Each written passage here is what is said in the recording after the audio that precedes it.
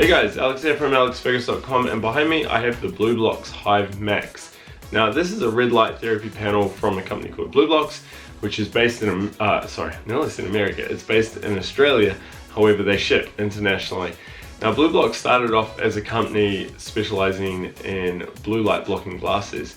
Now these glasses were for people who wanted to protect their eyes from harmful high energy visible light, but also to boost melatonin levels and reduce the blue light exposure that they were getting at nighttime. The company has now expanded into a few other product lines such as light bulbs and of course the red light therapy panel that I have behind me. This isn't the only red light therapy panel they have. They also have a smaller BLUBlox Hive Mini, which I have covered in my 2021 handheld red light therapy comparison, and they have a mid-size panel. But this panel here is a 200 LED, what I class body panel, and it is what I've been using for the last few days and I'll be covering in this video. Be sure to use the chapters below if you want to skip ahead to a certain topic. Some of these reviews do go on a little bit, but I try to cover all aspects, everything from design, ease of use, functionality, but also I test these devices with my spectrometer, EMF meter, flicker meter, decibel meter, and a few other bits and pieces. So, enough talking, let's get into it. So first up, let's look at price. Now this Hive Max sells for $1,062 US at the time of filming. They actually have a Australian price, so I converted that to USD. There's two good things about this price, however. Firstly, the guys from BLUBlox have given me a code that I can share with you lucky viewers, and that code is ALEX, ALEX, and it will save you 15% off the price. So that brings the price right down to $902 US. So it's a big saving, especially because it gets it under the $1,000 price point, which I think is good for a body panel.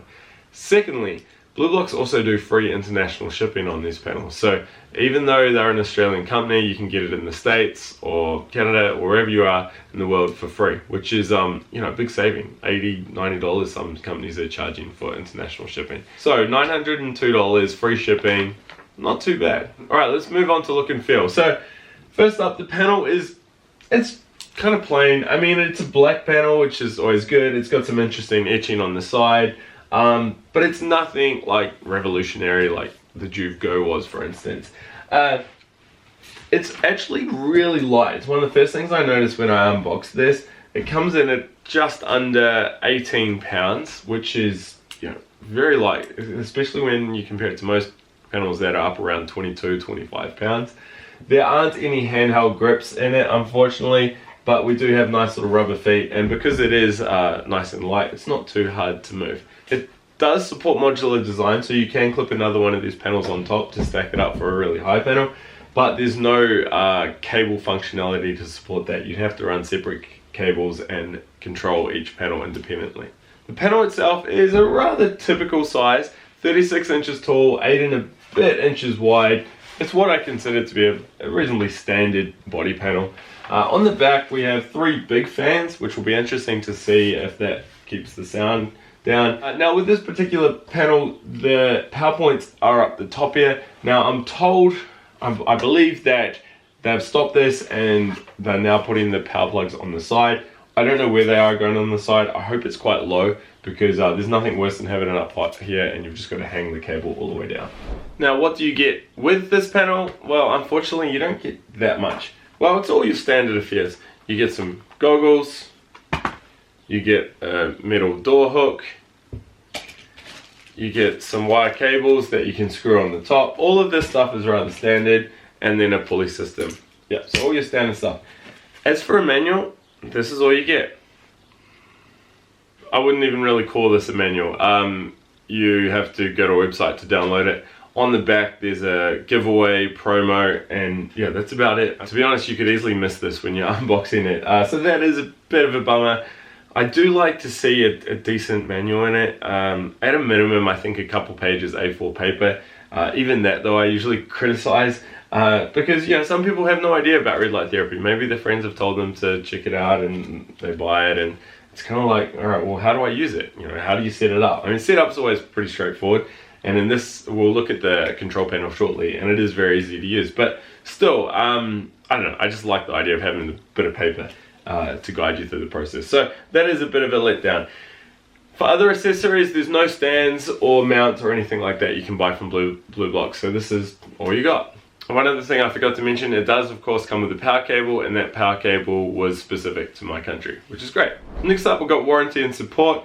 Unfortunately, you only get a 1-year warranty with this panel, which is one of the lowest, if not the lowest. I know a couple years ago when I was doing my 2019 comparison series, most of the panels were 1, 2, or even 3 years. Nowadays, here in 2021, I'm seeing 5-year warranties, and 3 years seem to be the norm. So a 1-year warranty is definitely subpar. You also get a 30-day trial period, so you can test this out for 30 days, and if you're not happy, send it back. Alright, let's move on to power and performance. And in this section, what I'm going to do now is look at LEDs, wavelengths, irradiance, and we're going to test various metrics and do some neat calculations. So let's get into it. Okay, so first things first, I'm going to get straight into testing all these numbers. I do have a separate video that breaks down how I'm doing this testing, why, what all the numbers mean. I highly recommend checking that out if you haven't seen any of my reviews before, but I'm going to push ahead with testing these numbers. Now, like I said in the intro, this panel has 200 LEDs. These are 5-watt LEDs with a 30-degree beam angle. BLUBlox Hive only uses 2 wavelengths, 660 and 850. So that is a bit of a bummer because a lot of people now are looking for those alternative wavelengths, you know, your 810s, your 630, that sort of thing. But it's not the end of the world. Like the Juve, for instance, Juve Solo, they still only use 660 and 850. There is a lot of research around the 850 and 660, so it's not like you're getting a bad panel, and of course we know these things are working really, really well. It's just that you can get these other wavelengths that are showing great benefit as well. So what I'm going to do now is get into my testing. I've got my spectrometer here, and I'm going to report back in very soon with all the numbers and all the irradiance figures. Alright, so I just tested the wavelength for the red light. As you can see here, the peak at 661.8. So boom, we're bang on the 660 mark there. I'm going to quickly test the near infrared.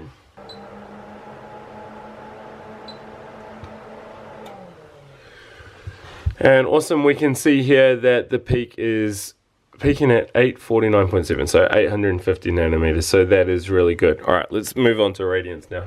Alright, so I have all the irradiance figures and also the wattage draw figures. Now, the numbers aren't great, in fact they're quite low, especially given that these are 5-watt LEDs, and this is why I don't get caught up in the whole 3-watt versus 5-watt LED things, because some of the highest irradiance figures I've seen have been from 3-watt LEDs, and then you have these 5-watt LEDs putting out quite a low irradiance figure. So the peak power for both near infrared and red light was 41.1 milliwatts over centimeter squared. So that's quite low, especially now with the new panels I'm testing around 80, 90 milliwatts, you know, double what I just saw here. The peak red figure was 23.4 and the peak near infrared was 20.3. Now, one thing I forgot to mention was these actually use dual chip LEDs. That means that one LED bulb that you see here is emitting both red light and near infrared. Of course, you can disable one or the other, and we'll get to that soon in the control panel section.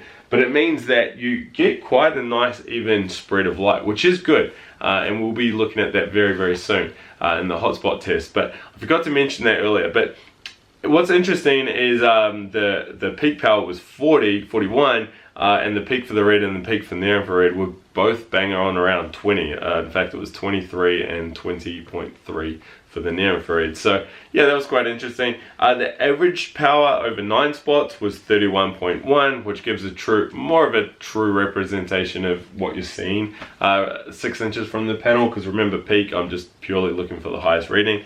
And then the total power output based on the surface area, the treatment area, and the average power was 46.5 watts. Now, if all these numbers you're left thinking, what do these mean? Then I highly recommend checking out my how I test my panels. I'll put a link to that below, and I go into a lot more detail as to what these numbers mean and how I measure them. Also, I put all these numbers in my red light therapy data sheet, which I'll put a link to below, and you can go in there and look at these numbers and compare it with, say, a Biomax or a Modular or a Juve and see how they compare. When it comes to wattage draw, I had 518 watts for both near infrared and red light, which is quite high given the low irradiance, right? Which is, you know, when you see these marketed claims that it's a 600 watt panel or whatever, it doesn't really mean anything. It's really the irradiance you want to be looking for. The red light wattage draw was 301 watts, and the near infrared was 229.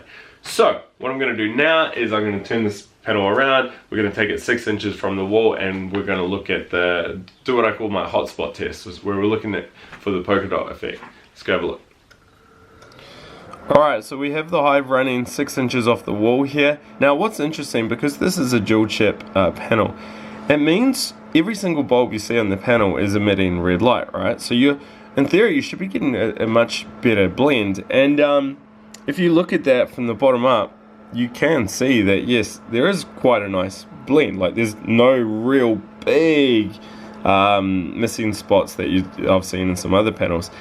The downside though is you're still getting quite a contrasting effect here. If I move it out further, it does blend, and of course if I go closer it gets more pronounced, but I only test these for 6 inches. Yeah, I mean you can see easily where their spots are. So yes, you're getting a bit of a drop off in light here and a bit of a peak here, but those gaps are quite small, like I don't know, less than an inch, maybe an inch max, and there's no big beams through the middle, like it's all one big cluster. So though it doesn't look pretty, it's not that bad, because they are all tightly compressed, and yeah, there's no big gaps.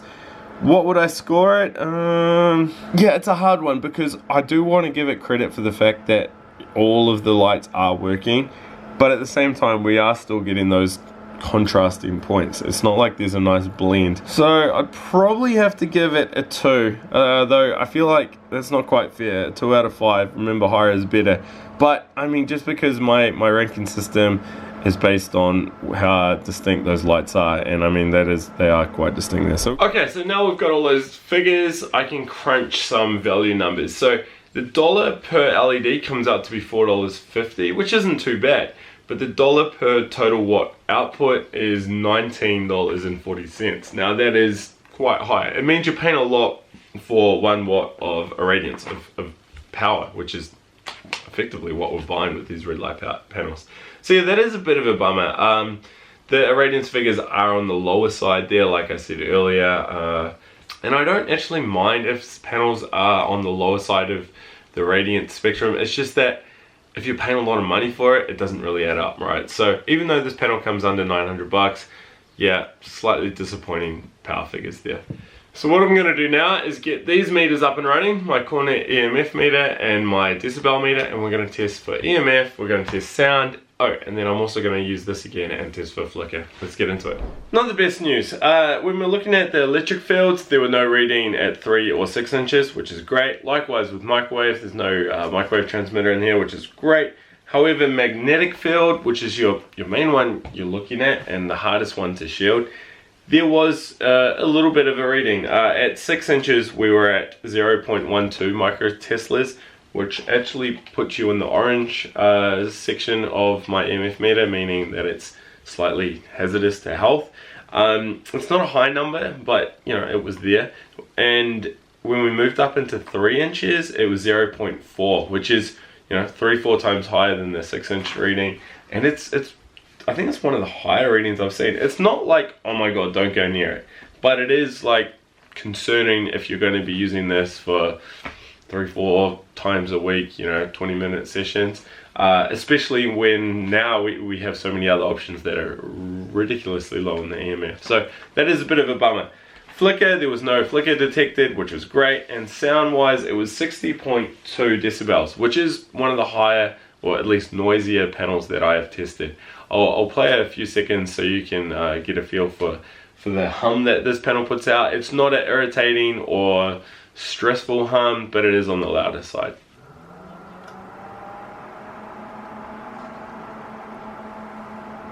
What's interesting with this BLUBlox Hive is the control panels actually on the left side. Pretty much every panel I've tested today, I think, has a control panel on the right side. So I've actually spun it around so I can film it a little bit easier, and we've got it facing the wall. Now, what you see is what you get. There is a big power switch and then these little buttons. So what I'm going to do is I'm going to turn the power switch on, and then you see the screen light up with the word off. At the top here, you've got a little R and an IR. Those glow when the panel's running.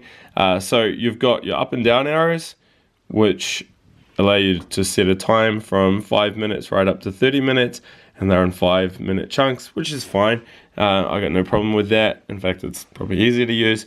I should note, I actually think this control panel is, you know what, I'll save my thoughts for the end. So we've got the time, like I said, and then we've got a red and near infrared button, and that's all we have. So if I press red, if I press red, away we go.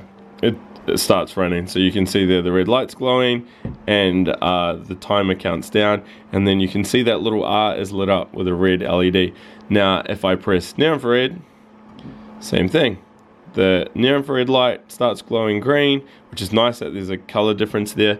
And well, you can't actually see the near infrared light because it's invisible, but away it goes. Now if I want to stop it, sure, I can hit the big power button up here, or I can hit the buttons again. But the frustrating thing is you got to hit both. So I hit red, of course the near infrared keeps going, then near infrared, and then it goes to off.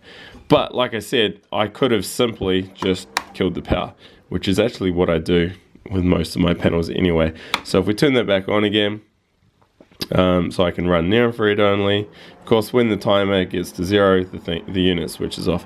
Now, yeah, what I was going to say before is, though it's quite primal, like it's quite basic, right? The big chunky power button on the side, the control panel with the white, it doesn't really fit. The whole thing is black. Then you got this white control panel. It sort of looks a little bit odd. Even pressing the buttons, you're hearing the switches inside. Like it's very old school, right? But it does all that a red light therapy panel needs to do. You have your master switch right here. You have a timer, which is useful. You have a very distinct way of knowing what's running, red or near infrared, with the different color LEDs up there, which is what I like. Like I said, timer option up to 30 minutes, which is great. Very easy to change the time, and then your buttons to run it. If anything, I mean, it might have been better having like a start-stop button as well next to the red and the near infrared, so you just press that, you know, and away you go. But hey, I mean, it's not the end of the world. Now, anyone that's used like a BioMax, the new BioMaxes for instance, or you know, like a Juve or anything with a really nice control panel will be like, oh, what is this?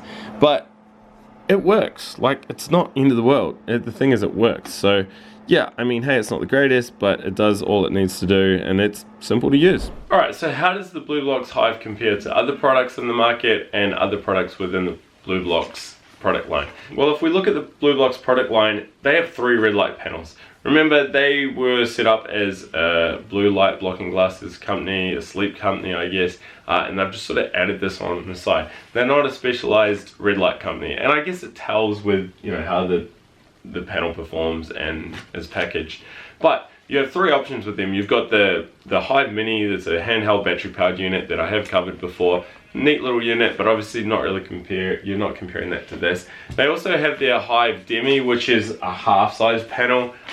You know, that could be useful, but if you're looking at a full body panel, you really got to look at the Hive Max, which is what I have here. And also from a price per LED, you know, price per wattage output, this is going to come out as your best bang for your buck.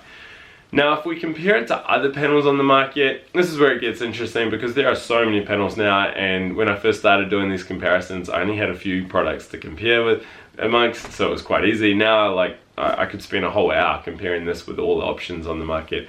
So I don't want to get into that because, one, I've put a lot of the data in that data sheet, and secondly, I'm doing that comparison series where I will be comparing products across all metrics. So I highly recommend you check out those videos. If they're not up already, hit subscribe and you'll see when they're released very, very soon. But in a nutshell, remember, you can get this panel for under $1,000 when you use discount code Alex.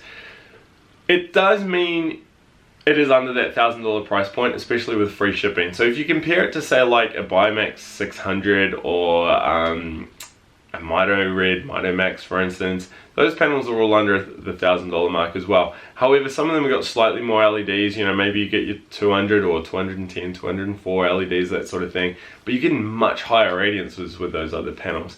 So from a dollar point of view, you're better off spending your money elsewhere. If you compare this to, say, like a Juve Solo, the 3rd gen, new Juve Solo, then that Juve actually has less LEDs. It's got 150 LEDs versus the 200 in this.